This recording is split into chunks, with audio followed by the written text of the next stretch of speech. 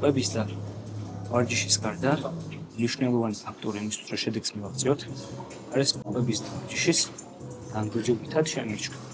ანუ შეიძლება ერთხელ ჩაგვივარდა კვირაში ერთხელ ან კვირაში ერთხელ გვაქვს day, თუმცა ეს არის საკუთარი თავის წასახალისებლად ან იმ სტრესის ჰორმონის არ გამოსაყოფად, რადგანაც თუ სტრესები რომ გუდმოთ ჭამი იმ საჭმელს, რომლებიც ჯანსაღია და ხანდახან ზუნდა რომ სწრაფი კვების ობიექტებს შევვარო, სტანდარტულად შეგიძლია რომ ეს გააკეთო რა. როგორც სადღაც სამეგობრო მიდის, შეიძლება არ არღო კვებით, მაგრამ დარბაზში მისვლას ვერ აცებ. არა უშავს, შეუძლია რომ წახვიდე ბედნიერების ჰორმონი გამოიყოს და სხვა დღეს ივარჯიში, მან ჩააგდო ის ერთი ვარჯიში. თუმცა ეს არ უნდა გახდეს მუდმივი უნდა გახდეს ვარჯიში. და რატომ?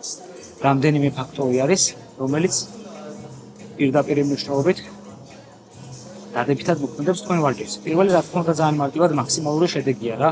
თუ ივარჯიშებთ თქვა წელიწადში 12 თვიდან მხოლოდ და მხოლოდ 4 თვეს, ან 6 თვეს და სხვა თვეებში ჩააგდებ და მაქსიმალურად აუვარდილი იქნებით, თქვენი შედეგი არასდროს არ იქნება ბოლომდე მიღწეული რა.